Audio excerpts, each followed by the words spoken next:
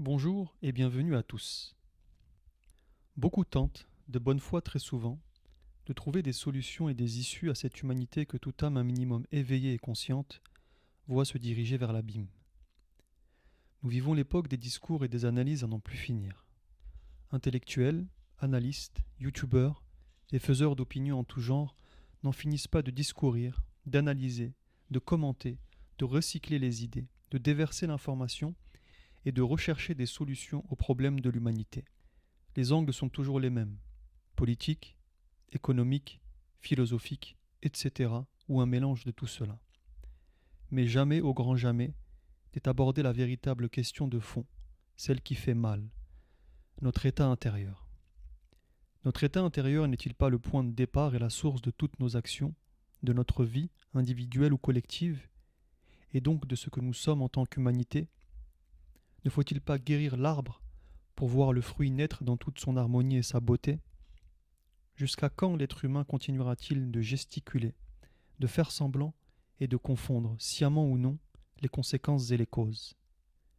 Je suis persuadé que la véritable réforme est intérieure et que tout le reste n'est que de l'habillage, pour paraphraser Pierre Rabhi.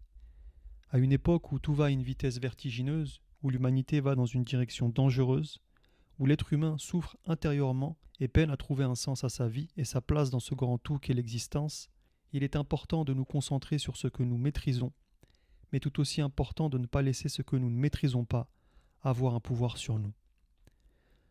Parmi les choses que nous pouvons maîtriser, il y a nous, notre citadelle intérieure, pour citer Pierre Hadot, notre conduite et nos vertus reflets de cette citadelle, notre chemin, notre façon d'exister.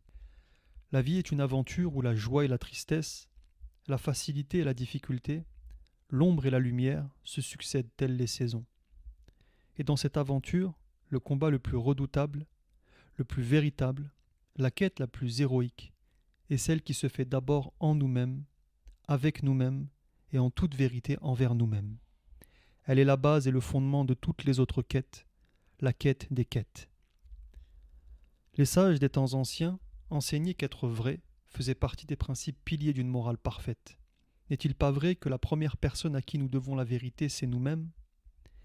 Ils enseignaient également que celui qui vit en paix avec lui-même vit en paix avec l'univers. Vivre en toute vérité s'apprend. Vivre en paix également. L'école ne nous apprend pas cela. Cette chaîne et cet effort n'ont pas pour vocation de vous vendre des recettes illusoires du bonheur, des rêveries. Qu'est-ce que le bonheur? La poursuite du plaisir, l'absence de souffrance, la liberté et le pouvoir de faire ce que nous désirons. Nous courons derrière le bonheur et une fois qu'on pense le toucher du bout des doigts, vient alors la crainte de le perdre. Quel est le bonheur de l'homme de vérité? Ici, il ne s'agira pas non plus de vous marteler l'esprit avec des philosophies à la mode, telles que le stoïcisme moderne, philosophie ancienne réadaptée en un énième courant du développement personnel 2.0, en phase avec un monde et un homme moderne coupés de toute transcendance.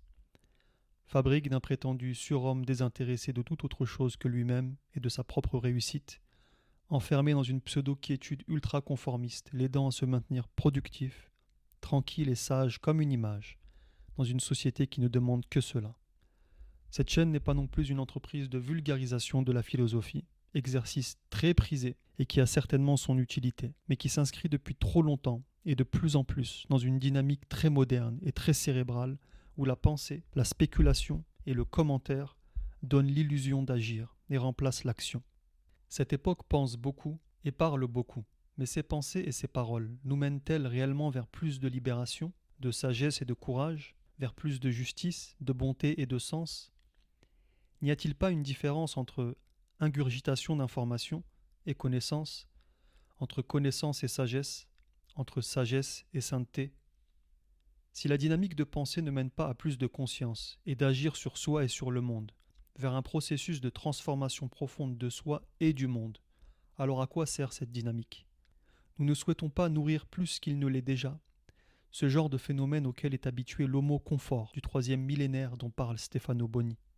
Notre but ne consiste pas non plus à nourrir les tendances les plus discutables du développement personnel et des néo-spiritualismes contemporains. Tendances qui s'apparentent à de nouvelles religions sécularisées, pâles copies des religions et traditions anciennes.